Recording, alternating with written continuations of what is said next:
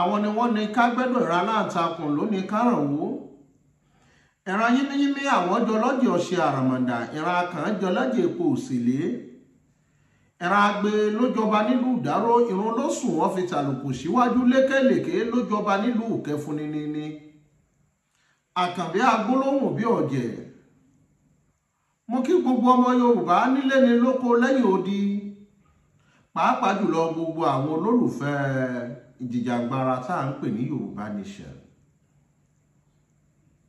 Orí ohun tí mo fẹ́ láǹfààní tí mo fẹ́ ṣàlàyé fún wa ni wípé bá a bá rí ọ̀tọ̀ ọ̀hún nínú àwọn tí wọ́n nífẹ̀ẹ́ olóyè Mọ́jàsọ́lá wọ́n ó pè ní ọ̀dàlẹ̀. Orí èké nísìn pẹ̀rú èpè ní polè ilẹ̀ dídà ní ń pọ̀ rẹ́ alájọbí ní pèyèkà ẹni tí bá dání. Ilẹ̀ ta ni olóyè Sunday Igboho dà? Ta ló bá múlẹ̀? Èèyàn kan tó olóyè Sunday Igboho bá múlẹ̀ ojú àwọn alálẹ̀ Yorùbá wípé ìyà tí ń jọmọ Yorùbá tó gẹ́ nítorí atótilétọ̀ lolóyè Mọ́jàsọ́lá ẹni tí pàṣẹ fọ́ba tí pàṣẹ fún jòyè ẹni kúkúrú tí pẹni gúgùn ránṣẹ́ ọ̀kẹ́ kàràkékòrò tí ṣoníyàn ní jìnnìjìnnì. Àmọ́ látàrí ọ̀dàlẹ̀ bá a bá ráwọn kan nínú àwọn OPC wọn ló dalẹ̀, bá a bá ráwọn kan nínú ẹgbẹ́ onítìrí wọn ló dalẹ̀, àmọ́ ilẹ̀ ta ló dà? Tá a bá ń pè é ní innovation, ta ló brought idea Yorùbá Nation? Ta ló láǹfààní tó initiate Yorùbá Nation? Bàbá wa Professor Banji Akintoye. Nítorí ọ̀mọ̀wé ọ̀jọ̀gbọ́n ni wọ́n ti wà lẹ́nu ẹ̀ tipẹ́ tí wọ́n mọ̀nà tí wọ́n gbé gbà. Nígbà tí olóyè Mọ́jàsọ́lá rí wàhálà táwọn Fúlàní fi àwọn bàbá wa rí lókè Ògùn, lolóyè Mọ́jàsọ́lá láǹfààní ló dìde ló sì láǹfààní ló lọ ké sí Sálísù wípé kó dìde ńbẹ̀. Nítorí nǹkan tá a fi ń ṣètò yìí ni wípé ó pé oṣù kan gẹ́rẹ́gẹ́ tí àwọn onítìrí tí wọ́n láwọn ti gba ìjọba páwọn ti bẹ̀rẹ̀ orílẹ̀-èdè ọ̀hún wádà. Òun ni gbogbo àwọn bàbá Banji Akintoye àtolóyè Sunday Igboho fi ní orí declaration tẹ́ declare is on yet to ride. Nítorí tọ́wọ́ ọmọdé ọ̀bá ti tèkú idà kò gbọ́dọ̀ béèrè ikú tó pa bàbá ẹ̀. Ètò táwọn ń tò pẹ̀lú àwọn bàbá Banji Akintoye ò tí ì wọ kùúkùndù. Tá a bá wá bira wa, àwọn bàbá Banji Akintoye, olóyè Sunday Igboho, Dúpẹ́ Onítìrí, kí ni impact oníkálùkù wọn nínú ìrìn àjò yìí? Impact oníkálùkù láàfin wá wò ìgbésẹ̀ tó oníkálùkù gbé. Impact bàbá Banji Akintoye ni wípé láti kó àwọn ọ̀mọ̀wé jọ wípé bó láti kọ lẹ́tà sáwọn ìjọba United Kingdom, nítorí okùn tí wọ́n fi so wá pọ̀ wọ́n ní tó bá ti pé 100 ọdún oníkálùkù lè lọ lọ́tọ̀ọ̀tọ̀, kò sì ń ṣe wípé wọ́n ṣe ní tìjà àbí láǹfààní wọ́n fẹ́ lò lábẹ́ òfin àti ètò láti fẹ̀hónú ẹ̀pá àti tó dá dúró. Làwọn bàbá yìí fi gbé kalẹ̀. Ó wá ní ká ní olóyè Sunday Igboho kò lẹ́yìn bàbá Banji Akintoye ó tẹ̀lé onítìrí, òun ni wọ́n ń pè lọ́dàlẹ̀. Nítorí bàbá Banji Akintoye ló introduce ohun tí wọ́n ń pè ní Yorùbá Nation sí olóyè Sunday Igboho. Àwọn ni wọ́n sọ fún olóyè Sunday Igboho wípé májà bá òun tọ́ ọba lé Fúlàní kú o, gbogbo àwọn ọrọ̀ ajé wálẹ̀ yìí náà ọ̀dọ̀ wọn ni wọ́n fi ń bíùdì fún wọn tó ò bá mọ̀. Gbogbo owó tí wọ́n ń pa ní wọ́ọ̀fù, gbogbo owó tí wọ́n ń pa lọ́rọ̀ àwọn ọkọ̀ tó bá láǹfààní tó bá wọlé, gbogbo owó tí wọ́n ń pa ní South West, ní South South, òun ni wọ́n fi lọ fi build the North. Tá a bá wo incomes tí wọ́n generate ní region kọ̀ọ̀kan, wọ́n generate owó tó àwọn state wọ̀nyí.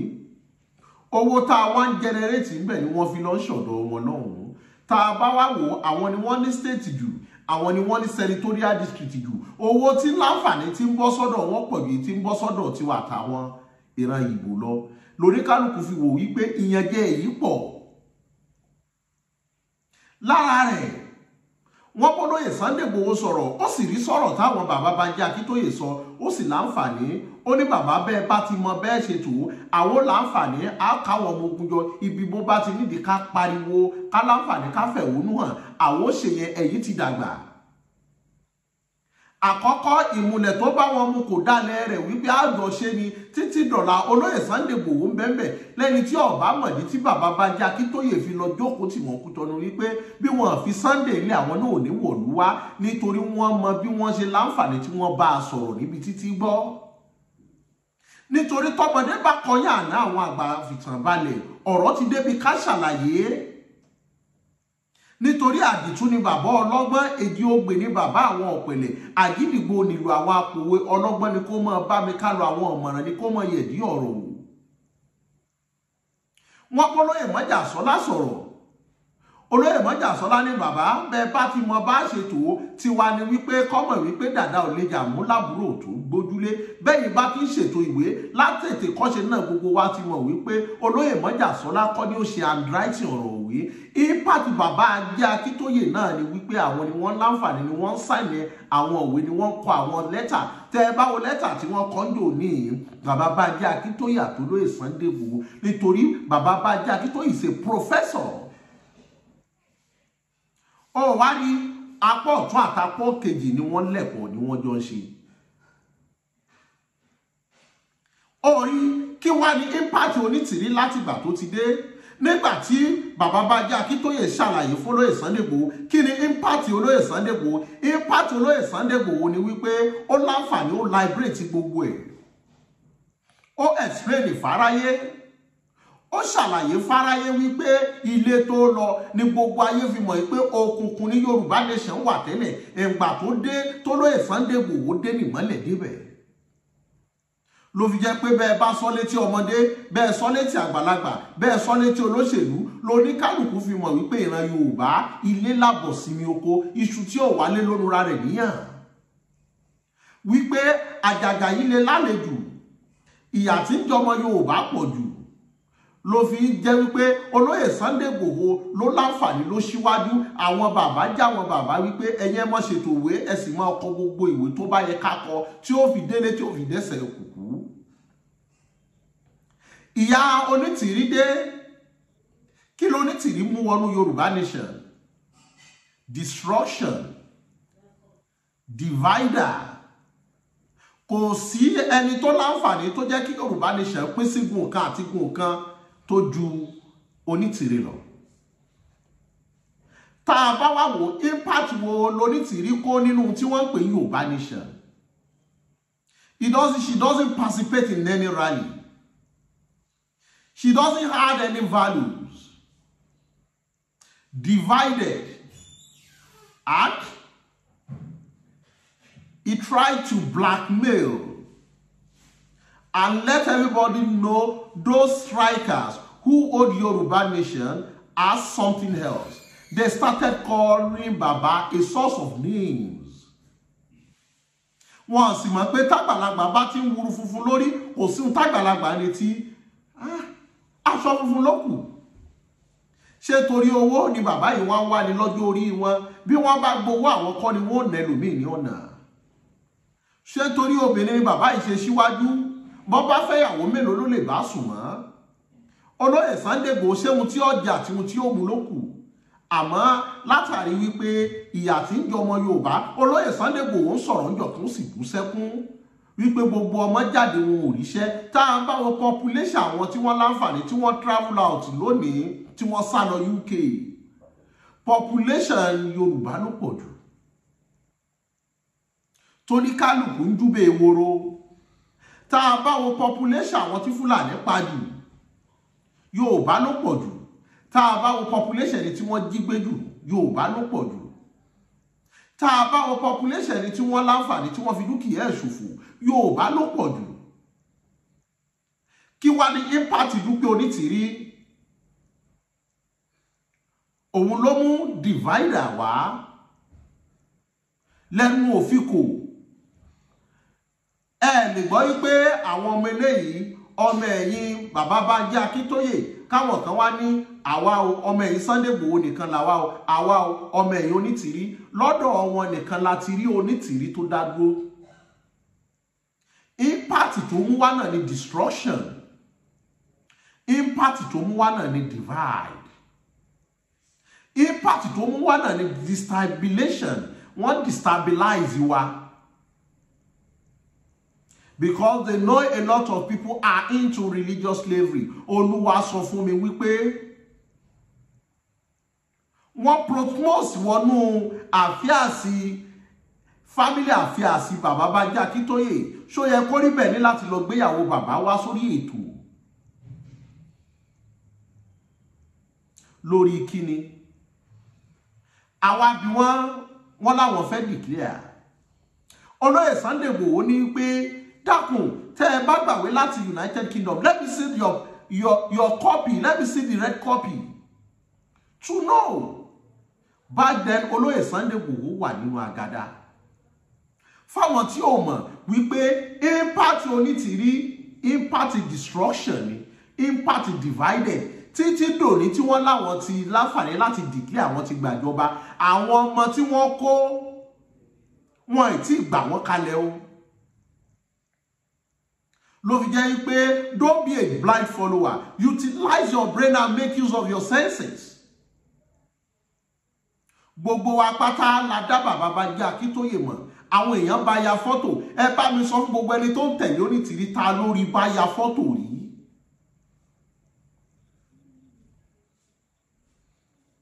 Ẹ bá mi sọ fún gbogbo ẹni tó ń tẹ̀lé Onítìrí ta lórí tó bá snap fọ́tò rí. Ta ló mọlé ẹ̀, ta ló mọ̀ náà. Àmọ́ Olóyè Sunday Igboho kò sẹ́ni tí ò mọlé ẹ̀, kò sẹ́ni tí ò mọ̀ náà. Ẹbí mi ibi tó Onítìrí ń gbé ṣe lè gbọ́kadà láti ibìkan kẹ́lẹ́ lọ sílé Dúpẹ́ Onítìrí. Àmọ́ bẹ́ẹ̀ bá gbọ́kadà nílùú Ìbàdàn tẹ́lẹ̀ lọ sílé Sunday Igboho, gbogbo ọlọ́kadà ni ó gbé yín débẹ̀. Tàwa ni tanra wọn jẹ. Yorùbá ní èké ní pẹ̀rú, èpè ní polè, ilẹ̀ dídà ní pọ̀rẹ́, alájọbí ní pèyè kẹni tí bá dání. Ori, they announced a nation that was on yet to rise. Àìmọye àwọn countries tí wọ́n ti fẹ́ kù lọ́ndà country tí wọ́n wà tẹ́lẹ̀. They do it through rally, agitating. Ibẹ̀ ni awareness yóò ti dúnlẹ̀ ní rally yóò fi láǹfààní láti lọ in bulk. Tó ní kálukú ó fi mọ̀ wípé impact wà ní. Tá a bá wá wo impact Dúpẹ́ Onítìrí, they bring an impact to the extent they want them to declare Yoruba Nation as a terrorist group.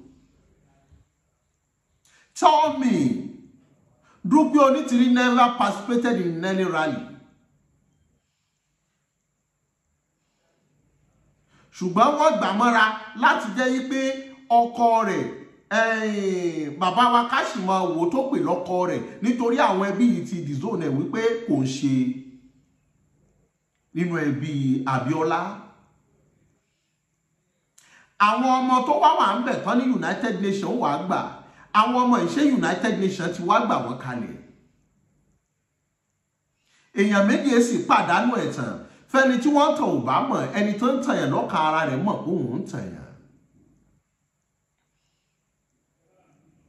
Ẹjẹ́ àwò bàràbàrà rẹ̀ ní Saheed ọmọ Bọ̀tá náà para rẹ̀ ní lórí. Èèyàn mélòó ló mọ bí tí White Lion Black Lion wà? Èèyàn mélòó ló mọ bí tí Ìjìnlẹ̀ wà? Adélé níbo ni ọ́fíìsì Adélé wà?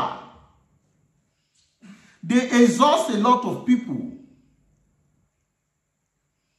They tell them to put money in Òmìnira account. Lọ́jọ́ ọjọ́ sí ẹni Olóyè Sunday Igboho ló gbowó nínú Òmìnira account. Ta wá ló ṣe Òmìnira account? Who are the signatory into the account? who received their alert into their account. Wọ́n dìde àbòsí yìí lákòókò yìí ọ̀pọ̀lọpọ̀ rò pé olóyè Sunday Igboho gbowó. Mo pè wọ́n mo ní bò ní ọ́ní ṣínà tí n bá gbowó ìsọ̀fún owó kíni.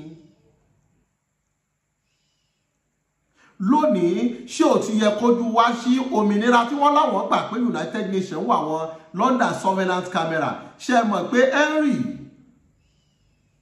ọmọ Charles láti United Kingdom ó wà ní Nàìjíríà láti jẹta. Ṣé lára dáálọ́gì ọ̀rọ̀ òmìnira ni wọ́n bá wá ló fi jẹ́ wípé èèyàn tanra rẹ̀ èèyàn méjì pàdánù ẹ̀tàn. Ọ̀pọ̀lọpọ̀ wa a rí olóyè Sunday Igboho wọ́n mọ̀ ní ó dalẹ̀ ilẹ̀ wo ló dà bọ́ bá dalẹ̀ bàbá bá jẹ́ Akíntóyè ohun tá à ń sọ yìí kọ́ láàmú sọ. Nítorí Dúpẹ́ Onítìrí ní pé kí olóyè Sunday Igboho kò lẹ́yìn bàbá kó mọ jẹ́ káwọn jọ mọ̀ ṣe. Àkókò kan wà tó ní kó olóyè Sunday Igboho sákòókò tọ́nu kó máa bọ̀ ní Nàìjíríà ìgbà yìí ni wọn bá ti mú olóyè Sunday Igboho. Olóyè Sunday Igboho wá bí pé jẹ́ rí red copy tí wọ́n fún ọ láti United Nations. Ọ̀pọ̀lọpọ̀ ẹ̀yin tẹ́ láǹfààní tẹ́ ń pariwo ìyá wa Dúpẹ́ Onítìrí ẹ jẹ́ á rí copy tí wọ́n fún yín láti United Nations. Lẹ́tà tẹ́ gbà ẹ present lẹ́tà yìí ká mọ̀ pé lóòótọ́ lẹ ṣiṣẹ́ ká mọ̀ pé àwọn bàbá bá jẹ́ Akíntóyè wọn ṣe kankan. A lot of people can be a doubt. Tẹ́ ẹ bá wá wà àwọn tó tẹ̀lé àkọ́kọ́ ọ̀pọ̀lọpọ̀ lè jẹ́ religious slavery. Olúwa sọ fún mi wípé ní Dúpẹ́ Onítìrí fi mú oníkálùkù. They never show us any impact. Sunday Igboho aṣíwájú ogun ní gbogbo rally tó lóyè Sunday Igboho ṣe kò rányàn lọ. He go them himself. He never gave anybody orders. He went there himself. Ni wọ́n máa sọ pé aṣíwájú ogun mọ́kẹ̀yìn ogun. Impact bàbá bá jẹ́ Akíntóyè àwọn ni wọ́n introduce Yorùbá Nation. A lè pe olóyè Sunday Igboho ní liberator tó liberate tó expose sáwọn èèyàn. And warrior. What is the impact of Onítìrí? It's a question. Ẹjẹ́ abira wa kí ni impact Onítìrí? Ṣé ẹni tó bẹ̀rẹ̀ initiative yẹn ẹ̀yin kan wò pé kò ní nǹkan kan ṣe ẹ̀yin kan ibo lẹ́mọ̀ tó bá ṣẹ́ dé tí wọ́n fi ní you take it all. But a lot of people Èdùmàrè má jẹ́ kẹ́ni tó gàn ògbọ́n kí wọ́n lè máa rí wọn tún jẹ bí iṣu. Ọ̀pọ̀lọpọ̀ àgbàlagbò kọ́gbọ́n àgbàlagbò kan làákàyè ó bá àgbàlagbà lójú ọ̀nà oníkókó ọlọ́gbọ́n ṣé dìdìrín ló mọ̀ tó ṣe dàgbà. Ló fi jẹ́ wípé ẹjá mọ tá à ń ṣe ẹ má jà fi ibi sọ àwọn olóore nítorí àkókò tí wọ́n dìde láyé Buhari àwọn Haúsá Fúlàní ò ní tẹ̀ jẹ́jẹ́. Àwọn Haúsá Fúlàní rí tí wọ́n fi láǹfààní tí wọ́n fi súnra kì. Mo sọ̀rọ̀ kan mo ní tó bá ṣe torí owó ni bàbá ta nìṣẹ́wò ẹ pé kó wá wí bọ́ bá ṣe pé torí owó ni ìwọ náà bọ́ta àbọ̀ ní fi owó ni bọ́ bá ṣe torí owó ni ìwọ náà jẹ́ kí wọ́n wá ká ọmọlé kí wọ́n pààyàn méjì inú ilé rẹ̀. Bọ́ bá ṣe torí owó ni ìwọ náà ò bá tiẹ̀ jẹ́ kí wọ́n mú ọ wò kí wọ́n fi ọ́ sí sẹ́ẹ̀lì níbi tó ti ní rẹ́bí tó ti ní rí ara lódidi ọdún méjì. Bọ́ bá ṣe bí torí owó ni ìwọ náà pàyàwó àtàwọn ọmọ tí kó o máa léwọ́ ikú kó o máa wákú kiri. Bọ́ bá ṣe torí owó ni ó sì lọ àjò kó o tó dé kí wọ́n ní ìyá rẹ̀ ti kú. Bọ́ bá ṣe torí owó ni ẹjá bẹ̀rù Ọlọ́run ká bẹ̀rù dájọ́ kó o fi gbogbo dúkìá lẹ̀ kó o wà lẹ́yìn odi. Ni mo fi ń bi wá pé kí ni impact oníkálùkù nínú tí wọ́n ń pè ní Yorùbá Nation. Tá a bá wò ó tí wọ́n bá kọ̀ tán who are the freedom fighter who glamour Who are those who clamoring for what we call Yoruba nation, Yoruba independent? Orúkọ àwọn tí ó wà ńbẹ̀. Ńbo lorúkọ tèmi àti ẹ fẹ́ dúró sí. Tí wọ́n bá ní okọ̀ tán wípé àwọn wo ló gbé Yorùbá nation ró, ó mọ̀ tàn tó kọ̀. Bí wọ́n bá sì bi ọ́ wípé àwọn wo ló dá Yorùbá nation rú tó jẹ́ kí Yorùbá nation mọ́ ní one voice, ó mọ̀ tàn tó kọ̀. Kí wá ló dé tá wọ́n ń da lúpọ̀ mọ́ ṣàpà. Orí ó pọ̀ṣù kan Adélé àmọ́ ọ́fíìsì Adélé tí ní kọ́rẹ́nsì tá a mọ̀ sí owó tí nílé ìgbìmọ̀ aṣòfin.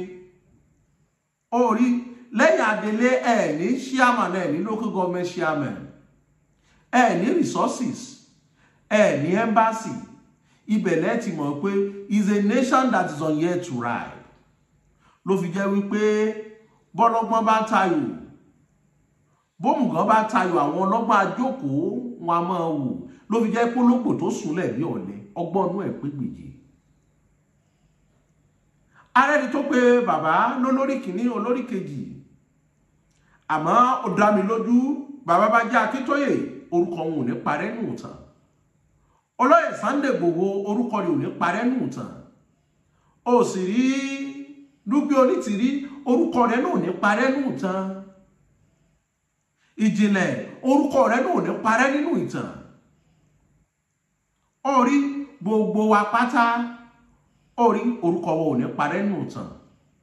Èní ọ̀dà bí àná ọ̀dà bí òní. Wọ́n ní bọ́mọdé ọ̀bá tàn yóò bá àrọ́bá sì ní bàbá àtàn.